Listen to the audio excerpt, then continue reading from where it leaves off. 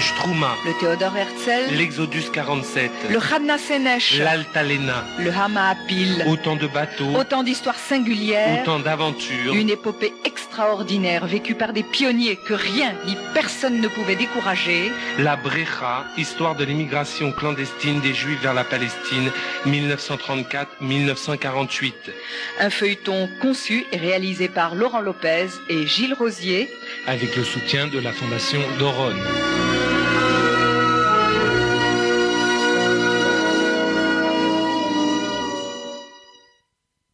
S'il vous en souvient, hier Jacques de Rogy nous a raconté comment la Haganah a acquis le président Warfield. Le vieux Raffio arrivera le 10 avril à Marseille.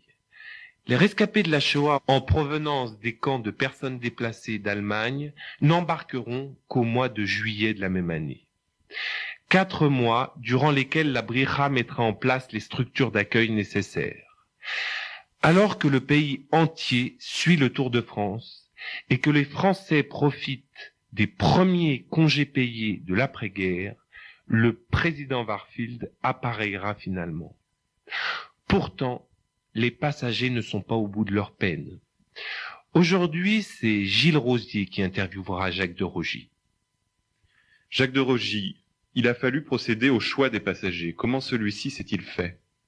Ça a commencé en Allemagne. Ça, c'était le rôle de la Brira, c'est-à-dire les voies clandestines pour faire sortir les Juifs de ces camps de personnes déplacées dans lesquels ils étaient parqués sur les lieux mêmes de leur martyre. C'est vraisemblable, il en restait 100 000.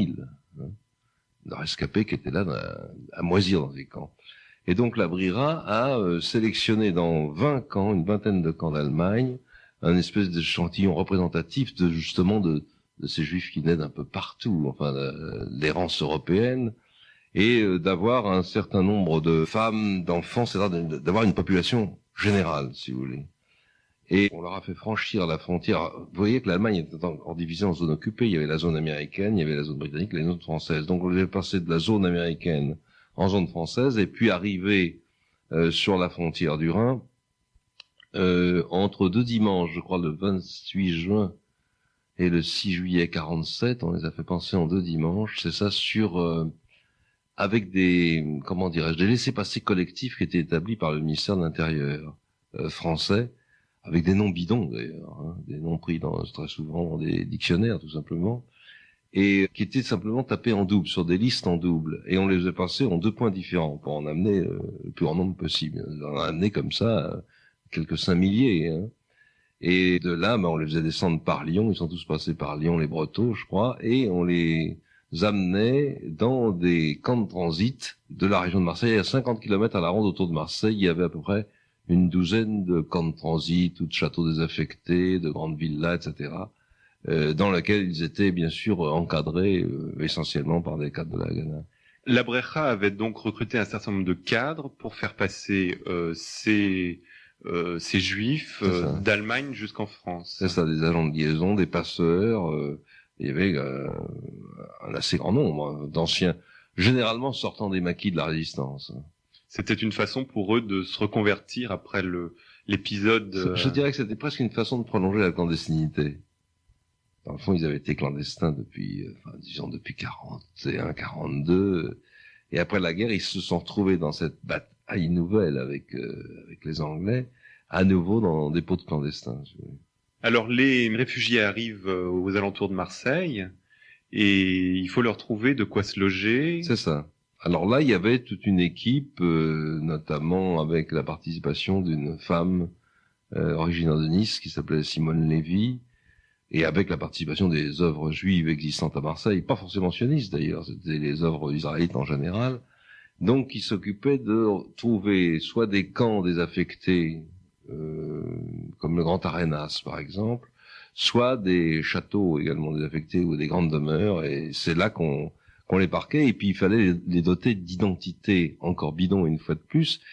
Je me rappelle qu'on avait cherché sur la Canebière tous les photographes ambulants, vous savez, les paparazzis de l'époque, pour aller faire des photos d'identité et coller ces photos sur des sauf-conduits établis avec la complicité monnayée d'ailleurs du consul de Colombie à Marseille, parce que le mythe, enfin la légende qui était créée, était de dire on va embarquer ces gens-là pour aller faire de l'agriculture en Colombie. Donc il a fallu reconstituer des familles totalement fictives avec... Totalement fictives. Il y a des moments où il y avait des horreurs absolument extraordinaires, surtout avec les photos où un bébé avait une barbe ou des choses comme ça. Et, mais il faut dire que la police française n'a pas été très regardante parce qu'en fait il y avait une grande complicité de beaucoup des fonctionnaires de l'époque qui étaient issus de la résistance. Et donc qui fermaient les yeux devant un certain nombre d'irrégularités tout à fait flagrantes. C'était peut-être aussi pour eux une façon de narguer les Britanniques. Il y avait aussi ça. Alors, il y avait de la part d'un certain nombre d'hommes politiques, peut-être, le désir de rendre la monnaie de sa pièce à notre allié britannique qui nous avait chassés, nous les Français du Levant, hein. Profiter de la guerre pour ça. Alors, il y avait ça notamment chez les gaullistes, si vous voulez. Mais chez d'autres, il y avait l'idée de porter secours simplement aux victimes du nazisme. C'était très net même chez les communistes. Par exemple, il y a une anecdote tout à fait frappante, c'est que le jour de l'embarquement, ou plutôt la nuit de l'embarquement du 10 au 11 juillet 1947, il fallait faire venir donc ces 4515 personnes, enfants, âmes, vieillards, etc., de cette douzaine de camps, et on a mobilisé toute une flotte de camions. Il y avait 172 camions d'une entreprise dirigée par un certain Misrahi à Marseille, de gabarit éclairottique, et qui devait effectivement sillonner toutes ces routes sur ces 50 km à la ronde pour les amener au port de Sète. Or, c'était au moment des grandes grèves en France. Il y avait des grèves sociales qui prenaient parfois même des allures insurrectionnelles depuis notamment le départ des communistes, qui était très récent, du gouvernement tripartite de mai 47. Et la CGT avait imposé une espèce de grève des transports routiers, mais les piquets de la CGT avaient délivré des autorisations et des laissez-passer uniquement pour ces 172 camions, précisément mobilisés par la Brira. En fin de compte, les gens de la Haganah avaient su, d'une certaine façon, se créer des sympathies auprès de tout un tas de monde en France. Ah oui, c'est ça, pour toutes sortes de raisons. Je vous dis, les raisons, il y avait aussi les communistes, qu'est-ce qu'ils voyaient, la lutte contre l'impérialisme britannique en Méditerranée, quoi. Et je vous dis, les gaullistes, c'était de rendre la monnaie de sa pièce à la perfide Albion, etc. Donc chacun avec des motivations différentes, mais la motivation la plus profonde, je crois qu'elle était celle du mouvement de sympathie envers les victimes du nazisme. Et donc là, se crée, notamment dans les catégories de fonctionnaires, beaucoup de complicité, si vous voulez, sur l'établissement de faux papiers, sur le ravitaillement. Alors, je vous disais tout à l'heure qu'on était en pleine restriction à l'époque, et il fallait ravitailler en plus ces gens-là, alors que le pain était encore rationné. Il y avait des tickets d'alimentation pour l'essence, pour le sucre, etc. Donc, il fallait des combinaisons absolument extraordinaires, des marchés noirs, bien sûr. Il fallait faire fonctionner le marché noir pour venir en aide à ces faux migrants vers l'Amérique du Sud, où ils devaient soi-disant s'occuper d'agriculture. Et ces sympathies vont jusqu'à certains membres du gouvernement français. Oui. Bon, c'était l'époque du gouvernement encore issu de la résistance aussi. C'était le gouvernement jusqu'en mai 47 tripartite entre les communistes et socialistes et les démocrates chrétiens qu'on appelait MRP à l'époque, Mouvement républicain populaire. Bon, les communistes sont partis du gouvernement en mai 47, mais enfin, ils étaient encore un peu dans le coup, si vous voulez, de cette reconstruction de la France. Et donc, jusqu'au sein du cabinet présidé par le socialiste Ramadier, il y avait évidemment des gens qui étaient parfaitement au courant, notamment au ministère de l'Intérieur où exerçait le ministre Édouard Depreux, socialiste également, dont le chef de cabinet n'était autre qu'André Blumel, ancien chef de cabinet de Léon Blum, et évidemment un sioniste de choc, de gauche et de choc. Le bateau, après, comme vous nous l'avez dit dans la précédente émission, après avoir été armé à Porto Venere, revient à Sète pour embarquer les passagers. Oui. Le nombre des passagers s'élève à combien?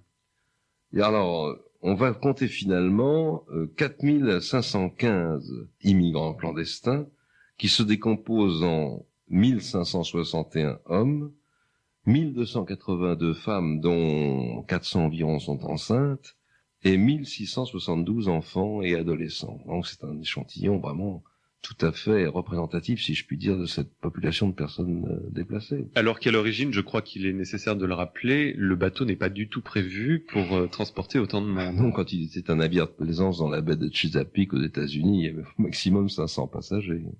Et alors, il faut ajouter en plus les 34 membres de l'équipage et les 5 cadres de la Haganah qui vont encadrer ce transport assez extraordinaire puisqu'il est clandestin. La répartition des tâches à bord est très très compartimentée. Enfin, il y a une organisation digne des mouvements politiques les plus structurés, je dirais. Ah oui, faut voir que c'était des militants. Enfin, finalement, les cadres de la Haganah, c'était des militants. C'était quasiment des militaires, en tout cas en Palestine. Il y avait le capitaine dont je vous ai parlé la dernière fois, le capitaine Aïgaronovitz, mais à côté de lui, il y avait un commandant qui était un commandant de la Haganah et qu'on pourrait appeler, si vous voulez, commissaire politique. C'était un peu le commissaire politique à bord. Yossi Harel.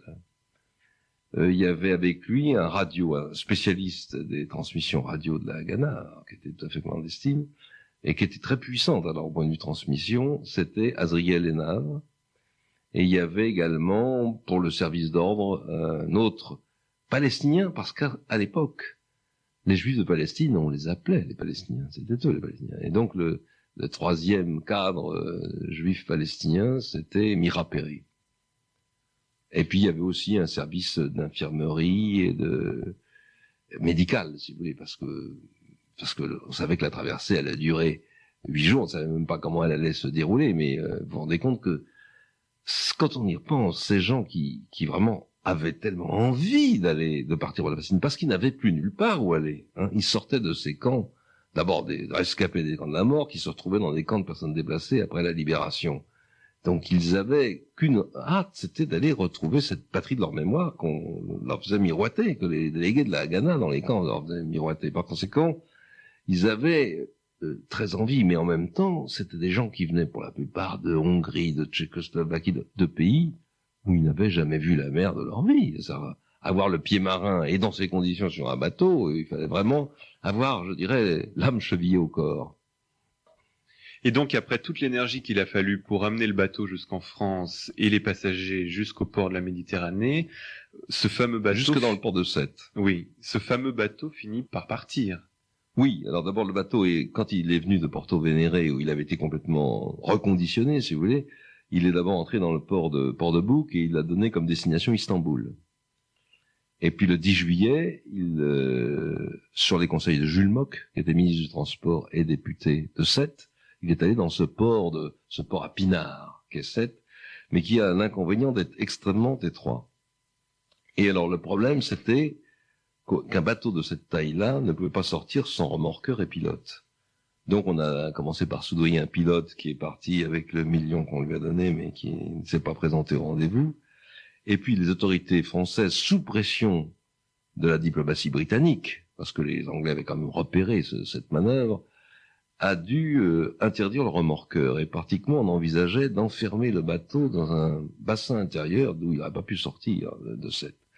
Et c'est ce qui fait que la Haganah va décider, au plus haut niveau, le plus haut niveau c'était à Paris, l'adjoint de Shaul Avigour, qui s'appelait Venia Pomerantz, décide de forcer le destin, de dire il faut absolument quitter dans la nuit, parce que sans ça, demain ça va être trop tard. Il faut dire que le 12 juillet 1947 s'ouvrait à Paris la conférence des pays européens intéressés par le plan Marshall, c'est-à-dire le resserrement entre les alliés, notamment les Français et les Britanniques. Alors les Britanniques profitaient de l'occasion pour augmenter leur pression. Il faut dire que le ministre des Affaires étrangères britannique se trouvait à Paris à ce moment-là.